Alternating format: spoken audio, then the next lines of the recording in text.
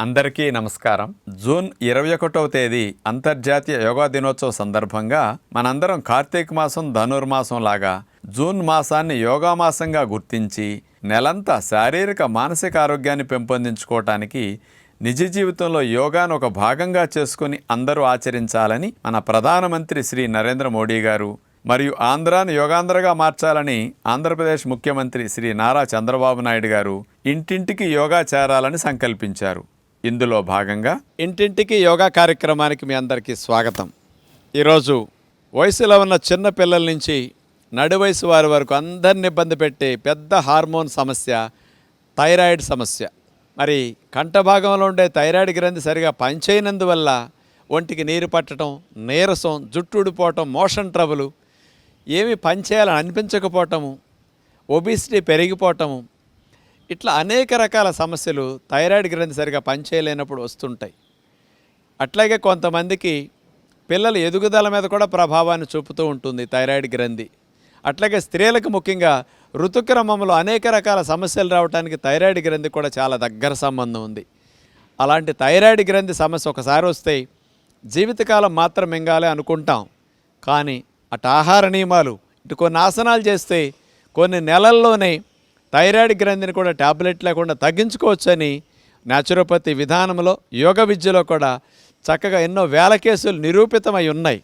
కాబట్టి మీలాంటి వారికి అలాంటి చక్కటి అవగాహన, ఏ ఆసనాలు చేయాలి, ఏ ప్రాణాయామాలు చేయాలి, ఎలాంటి ఆహార నియమాలు ఆచరించాలి, ఇవన్నీ కూడా ఈరోజు ప్రత్యేకంగా మీ అందరి కొరకు చూపించబోతున్నాం. థైరాయిడ్ సమస్య వచ్చిన వారికే అనుకుని మిగతా వారు మానేయకండి కార్యక్రమం చుట్టం. లేని వారికి భవిష్యత్తులో థైరాయిడ్ సమస్యలు రాకుండా ఉండటానికి కూడా చక్కటి అవగాహన కొరకు ఇవన్నీ మంచిగా ఉపయోగపడతాయి. చూడండి, ముందుగా పొడుకుని చేసే మత్స్యాసనం కంఠ భాగంలో ఉండే థైరాయిడ్ గ్రంథిని స్టిమ్యులేట్ చేయడానికి అన్ని వయసుల వారు సులభంగా చేయగలుగుతారు. ఇది అలాంటి దాన్ని చూద్దాం. ఇప్పుడు పొడుకుని చేసే మత్స్యాసనం అన్ని వయసుల వారు, మోకాళ్ళ నొప్పులు ఉన్నవారు, ఎంత బరువున్నవారైనా ఈ మత్స్యాసనం పొడుకుని చేయొచ్చు. మామూలుగా అయితే పద్మాసనం వేసి చెయ్యాలి రూల్ ప్రకారం.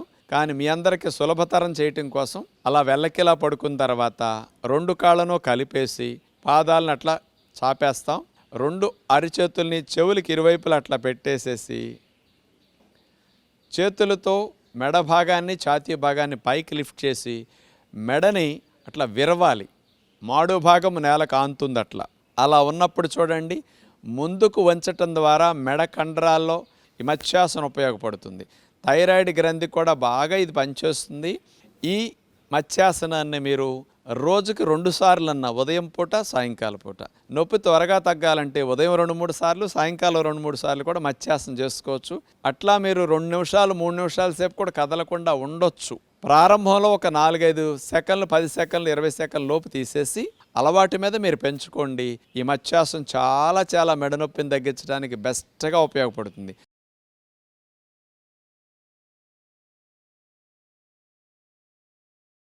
అలా తీసేసిన తర్వాత ఒక 1/2 నిమిషం అట్లా శవాసనంలో రిలాక్స్ అయిన తర్వాత మీరు 2-3 సార్లు కూడా మత్స్యాసనం రిపీట్ చేసుకోండి ఇంట్లో అలవాటు మీద. రెండవ ఆసనంగా ఉష్ట్రాసన్. ఉష్ట్రం అంటే ఒంటె మూరలేపి చాపినట్టు మన శరీరాన్ని కూడా మోకాళ్ళ మీద నుంచినట్లా వెనక్కి విరిచి చాపుతాం. ఇప్పుడు అలా 2 మోకాళ్ళ మీద నుంచున్న తర్వాత 2 చేతుల్ని పైకి లేపి చేతుల్ని వెనక్కి తీసుకెళ్ళి చేతి వేళ్లతో మడాన్ని పట్టుకోవాలి. నడుముని, మెడని వెనక్కి విరుస్తారు. ఇది పూర్తిగా ఉష్ట్రాసనం వచ్చే ప్రక్రియ. ఇలా ఉన్నప్పుడు పొట్ట, ప్యాంక్రియాస్, ప్రేగులు, లివర్ ఇవన్నీ కూడా బాగా ప్రెషర్కి గురవుతాయి. బ్లడ్ సప్లై ఆగి తర్వాత బ్లడ్ సప్లై రెట్టింపు వేగంతో అక్కడికి ఎక్కువ వెళుతుందన్నమాట. ఇలా 2 చేతులు అందని వారికి సులభమైన పద్ధతి కూడా ఉష్ట్రాసనం చూపిస్తాం. ఒక చేతిని నడుము మీద అట్లా పెట్టేసుకుని ఒక చేత్తోనే మడ భాగాన్ని మీరు పట్టుకోవచ్చు. అట్లా 2 అందలేదని మీరు నిరుత్సాహపడకుండా ఇలా చేయటం వల్ల కూడా మంచి ఫలితం వస్తుంది. 1 నిమిషం 1/2 నిమిషం ఉన్న తర్వాత అలవాటు మీద 2 నిమిషాల సేపు మీరు ఉండొచ్చు. మరో చేతి నడుము మీద పెట్టేసి ఎడమ చేత్తో ఎడమ పాదాన్ని అట్లా పట్టుకుని ఉష్ట్రాసనం చేస్తారు.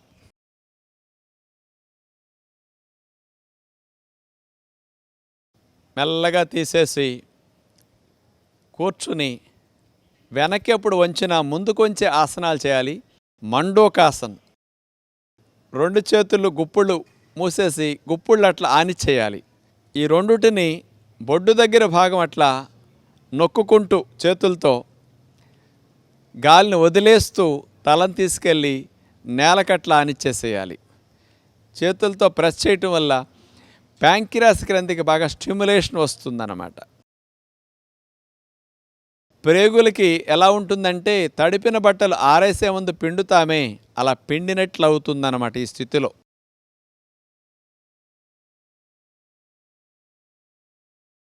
చూశారు కదా ఉష్ట్రాసన్ కంఠ భాగంలో ఎలాంటి మంచి మార్పులు తీసుకొస్తున్నదో. ఇక 3వ ఆసనంగా మనం ఇప్పుడు భుజంగాసనం చూడబోతున్నాం. భుజంగం అంటే పాము పడగలేపినట్టుగా మనం ఈ భుజంగాసనం చేసి చూపిస్తాం. 2 కాళ్ళను కలిపి ముందు అట్లా చాపేయాలి. 2 చేతుల్ని భుజాలకి ఇరువైపులా సమాంతరంగా అట్లా అరిచేతుల్ని నేల కానించి మోక చేతుల్ని రెండుటిని లోపలికి అట్లా నొక్కుకోవాలన్నమాట. ఇప్పుడు మెడని వీపు భాగాన్ని లిఫ్ట్ చేస్తాం పాము పడగలేపినట్లుగా. మెడని వెనక్కి విరవటం చాలా ముఖ్యం. ముందుకు వచ్చినప్పుడు వీపు కండరాలు కూడా ఎలా ఎక్కువ బిగిసిపోయి గట్టిగా అవుతాయి, అవన్నీ ఫ్రీ అవ్వటం కోసం, నరాల మీద పడిన ఒత్తిడి బాగా తగ్గటం కోసం భుజంగాసనం ఇట్లా చేసి ఉంటే బాగుంటుంది. ఇలా మీరు 1-2 నిమిషాల సేపు కూడా కంటిన్యూస్గా భుజంగాసనంలో కూడా ఉండవచ్చు. అలవాటు మీద ఉండలేనప్పుడు మెల్లగా తీసేసి హాయిగా మకరాసనంలో విశ్రాంతి తీసుకుంటారు. అట్లా చేతులు కాళ్ళని వాల్చేసి పక్కకి మెడ భాగాన్ని పెట్టుకుని రిలాక్స్ అవ్వచ్చు. 4వ ఆసనంగా థైరాయిడ్ గ్రంథికి బాగా ఉపయోగపడే వయసులో ఉన్న పిల్లలు మంచిగా చేయగలిగే బెస్ట్ ఆసనం సర్వాంగాసన్. సర్వాంగాసనం చేసినప్పుడండి శరీరంలో ఉండే కాళ్ళకి, తొడల భాగం, నడుము భాగం, ఛాతీ భాగంలో ఉండే బ్లడ్ అంతా కంఠ భాగానికి, తల భాగంలో ఉండే పిట్యూటరీ గ్రంథికి, వీటన్నిటికీ బాగా చేరుతుందన్నమాట. ముందు 2 చేతుల్ని సీటు కింద పెట్టుకోండి. 2 కాళ్ళను కలిపేసి అట్లా చాపాలి. 2 కాళ్ళను పైకి లిఫ్ట్ చేస్తారు. ఆ తర్వాత చేతులతో సీటు భాగాన్ని కూడా పైకి లిఫ్ట్ చేసి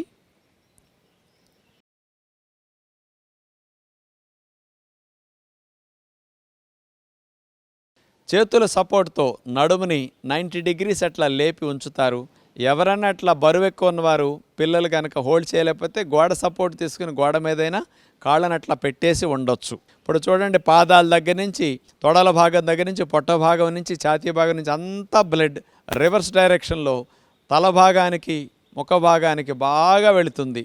అలా సర్వాంగాసనంలో మీరు ఉండగలిగినంతసేపు ఉంటే మంచిది. పిల్లలకి అటు థైరాయిడ్ గ్రంథికి, అటు ఎదగటానికి, కంటి చూపుకి 3-in-1 లాగా ఈ సర్వాంగాసన పనికొస్తుంది. మెల్లగా తీసేసి విశ్రాంతి స్థితి, శవాసనంలో రిలాక్స్ అవుతారు.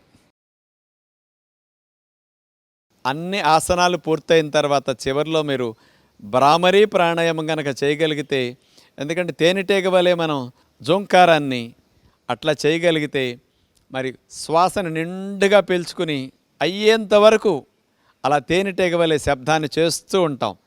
మళ్ళీ అయిపోయిన తర్వాత గాలిని ఊపిరితిత్తులు నిండుగా తీసుకుని మళ్ళీ అయ్యే వరకు చేస్తే కంఠభాగంలో ఉండే థైరాయిడ్ గ్రంథికి అది మంచి వ్యాయామం అవుతుంది. బ్లడ్ సప్లై బాగా పెరుగుతుంది. ఆక్సిజన్ పోషకాలు బాగా వెళ్ళి థైరాయిడ్ గ్రంథి బాగా హార్మోన్స్ని ఉత్పత్తి చేయడానికి, T3 T4 ప్రొడక్షన్ పెంచుకోవటానికి దానికి మంచి వ్యాయామం ఈ భ్రామరీ ప్రాణాయామం. నడుము లైన్గా పెట్టుకొచ్చుని 2 చూపుడు వేళ్ళని చెవుల్లో పెట్టేసి చెవురంధ్రాలు అట్లా నొక్కేసేసి నోరు మూసేసుకుని తేనెటీగ ఎలా జూంకారం చేస్తుంది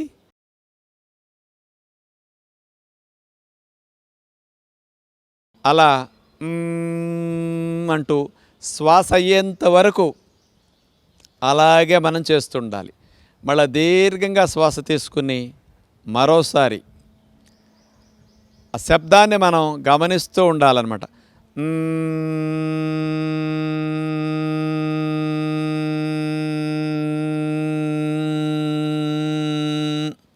అలా అయ్యేంత వరకు వదలాలి. మళ్ళీ దీర్ఘ శ్వాస తీసుకుని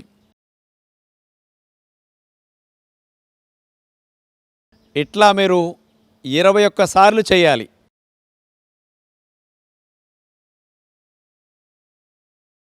మరి మీ అందరికీ ఆసనాలు ప్రాణాయామం చూపించడం జరిగింది కదా. మరి ఆహార నియమాలు ఆచరణ చేయకపోతే మాత్రం థైరాయిడ్ గ్రంథి సమస్య జీవితకాలం పోగొట్టుకోలేం. అందుకని చాలామంది ప్రోటీన్ డెఫిషియన్సీతో 90% మంది బాధపడుతున్నారు. అన్నీ వండి తినలేకపోతున్నాం. అందుకని హార్మోన్స్ తయారవ్వాలంటే ప్రోటీన్ ఫుడ్ తినాలని నియమం పెట్టుకోవాలి. అందుకని థైరాయిడ్ గ్రంథి సమస్యతో బాధపడే పిల్లలు పెద్దలందరూ కూడా ఉదయం సాయంకాలం ప్రకృతి ప్రసాదించిన ఆహారాలే తీసుకోవాలి. ఉడికిన వాటిని మానేయాలని నియమం పెట్టుకోండి. మధ్యాహ్నం ఒకసారి ఉడికిన భోజనం తీసుకోండి. ఉదయం పూట ఒక గ్లాసు వెజిటబుల్ జ్యూస్ 200-250 ml పెద్దలు తాగొచ్చు, పిల్లలు కాస్త తక్కువైనా ఇవ్వచ్చు. ఆ జ్యూస్ తాగిన తర్వాత ఒక హాఫ్ అన్ అవర్లో 2-3 రకాల గింజలు మొలకట్టుకున్నాయి, పెసలు, బొబ్బర్లు, శనగలు ఇలాంటి ఆహారాలు పెట్టుకుని ఇవి తినేసి ఫ్రూట్ తినేస్తారు. ఇదే బ్రేక్ఫాస్ట్. అంతేగాని మరి ఇడ్లీ తిన్నాక మొలకలు తినాలా, మొలకలు తిన్నాక ఇడ్లీ దోశలు తినాలా అని అడక్కండి. జీవితాన్ని సరిపడా వాటిని తినేశారు మీరు.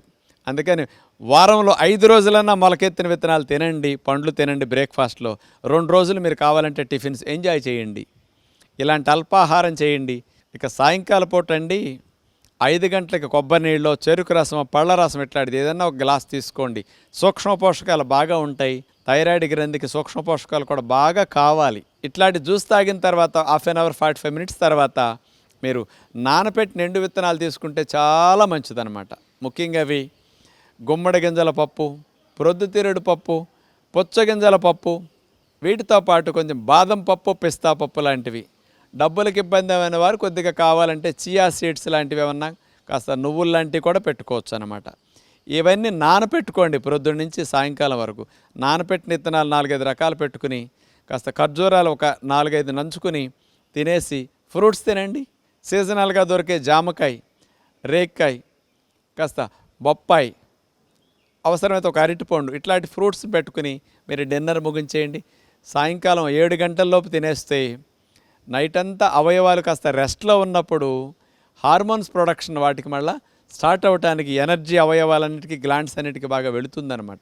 Rest is the best energy. అందుకే నైట్ తింటే రెస్ట్ తగ్గిపోతుంది, ఎర్లీగా తినేస్తే అవయవాలకి రెస్ట్ పెరుగుతుంది. కాబట్టి మన body night time repair, cleaning చేసుకోవటానికి ఎర్లీ డిన్నర్ తిరుగులేని ఆరోగ్య రహస్యం. ఇట్లా మార్నింగ్ అండ్ ఈవినింగ్ 70% రా ఫుడ్ మీరు బాగా తీసుకోండి.